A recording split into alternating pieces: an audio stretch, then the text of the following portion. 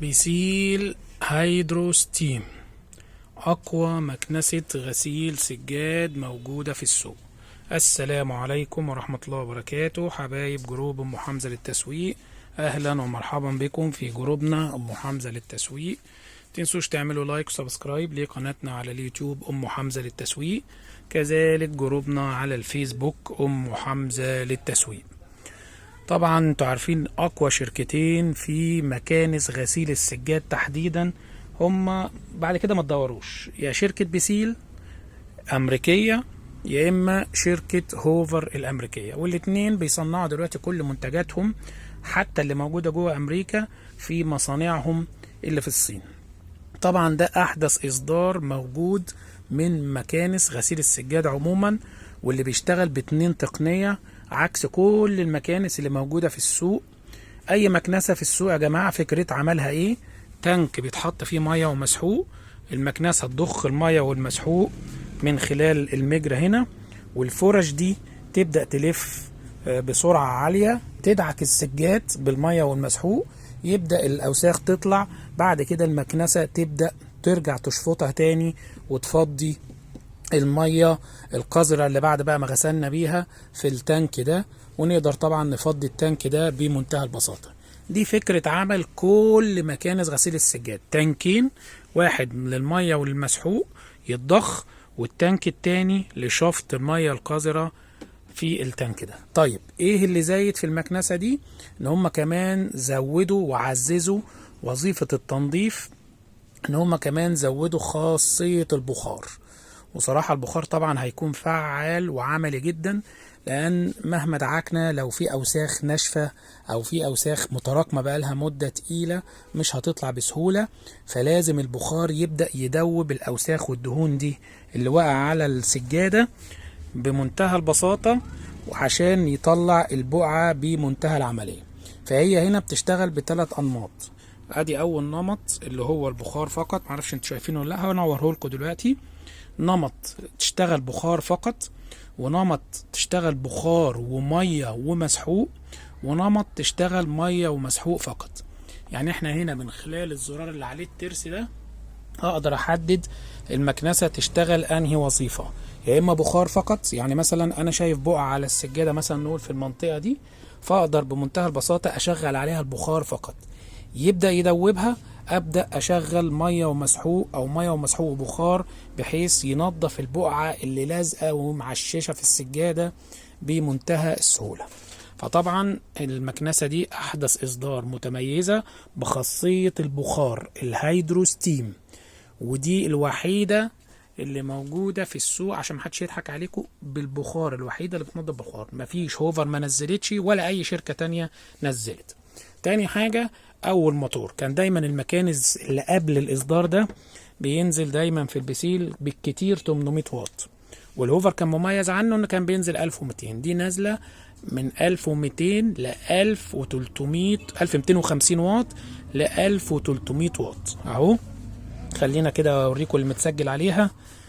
ناس كتيرة بقى يسألوني معرفش على نوع الموديل ايه السبب، مش قادر احدد صراحة.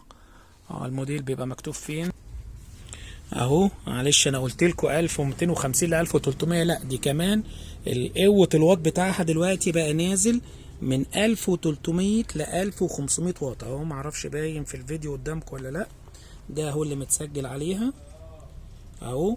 طبعا الهرتز 50 60 تشتغل في مصر عادي، والفولت 220 240، وطبعا اهو من 1300، يا رب يكون، اتمنى يكون واضح في الفيديو، من 1300 ل 1500 واط. ناس بيسألني على نوع الاصدار او رقم الموديل، ما اعرفش ايش السبب برضو اهو. رقم الاصدار 3672 اي اهو، اللي بيهتموا بموضوع الاصدار يا جماعه.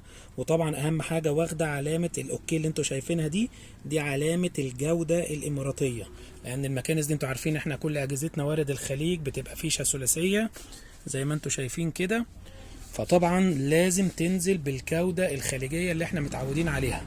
فدايما بصوا شوفوا علامه الاوكي دي علامه الجوده الاماراتيه اهو، مطابقه لهيئه الامارات للمواصفات والمقاييس، لانها بتنزل زي ما قلنا لكم بالمواصفات. فطبعا دي اعلى واط مكنسة موجود في السوق، بتوصل الواط وقوة التشغيل ل 1500 واط، الاصدار 3672. فطبعا زي ما قلنا لكم المميزة طبعا المكنسة اول حاجة بقوة الموتور بتوصل ل 1500 واط. تاني حاجة اللي بتشتغل بخاصية البخار، وزي ما قلنا لكم في 3 انماط للتشغيل هوريهم لكم دلوقتي اما تشتغل.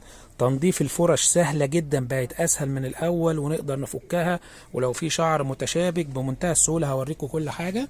خلينا بس انا ما انصحش ان انتوا تفكوها، يعني افتحوا الغطا ونضفوها وهي موجودة، عشان في سيور وفي حاجات وفي مفيش داعي ان احنا نوصل لحاجة زي دي، ممكن حاجة بغصب عننا نركبها غلط تتكسر. فلا، يا دوب افتح الغطا ده بحرص كمان، هو ليه زرارين اهم، زرار يمين وزرار شمال، بمنتهى البساطة هقدر اشوف الشعر، لو في شعر مثلا ملفوف حوالين الفرش انضفها بمنتهى البساطة.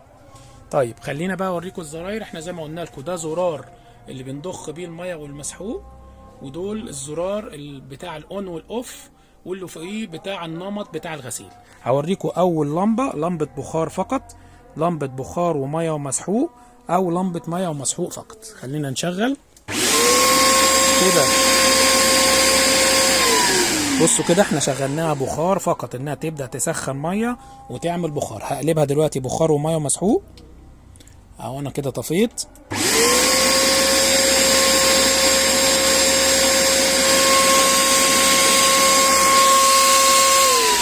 طبعا كده انا شغلتها ميه ومسحوق فقط. زي ما انتم شايفين الفرش قوه دورانها رهيبه.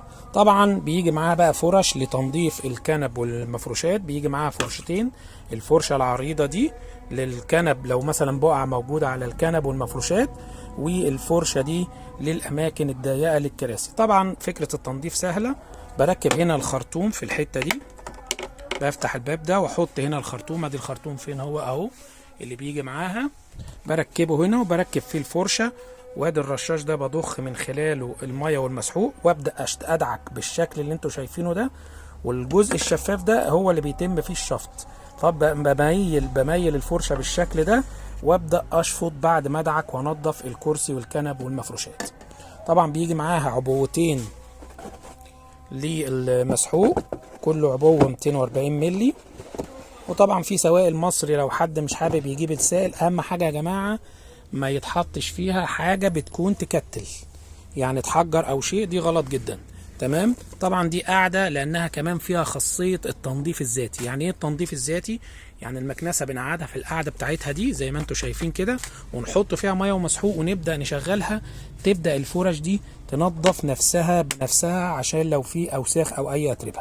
حبينا بقى ننظف كمان الفرشه بمنتهى البساطه، بضغط على الزرار ده واضغط على الزرار ده اهو. بصوا انا ضغطت على الزرارين وافتح دي بحرص كده يا جماعه، وخدوا بالكم في شفف عشان القطعه دي ما تقعش تتكسر اهو.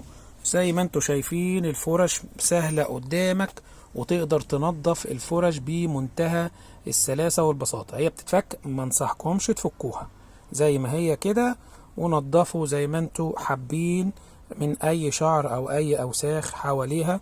طبعا ده المجرى اللي بيتضاف اللي بيطلع منه الميه والمسحوق، ودي الفتحه اللي بتشفط الميه القذره اللي بتطلعها للتانك. مكنسه قويه مواصفاتها حلوه، وطبعا رجلين العجل بتاعتها كبيره عشان تمشي على السجاد. ملحوظه اخيره للي جايبينها بقى، احيانا بيحتاسوا عايزين يفكوا الدراع ده ما بيعرفوش يتفك منين اهو. بصوا شايفين القطعه دي جواها فتحه، بنحط مفك في الفتحه دي اهو من هنا اهو بمنتهى البساطه، والدراع ده يطلع بمنتهى السلاسه. في زي لوك جوه كده لو حبيتي تخزنيها او تشيليها بمنتهى السلاسه. ده كده كان ريفيو سريع عن اقوى مكنسه لغسيل السجاد، بيسيل ريفولوشن هيدرو ستيم. طبعا ده التانك الميه النظيفه، وده تانك الميه القذره. السلام عليكم ورحمه الله وبركاته.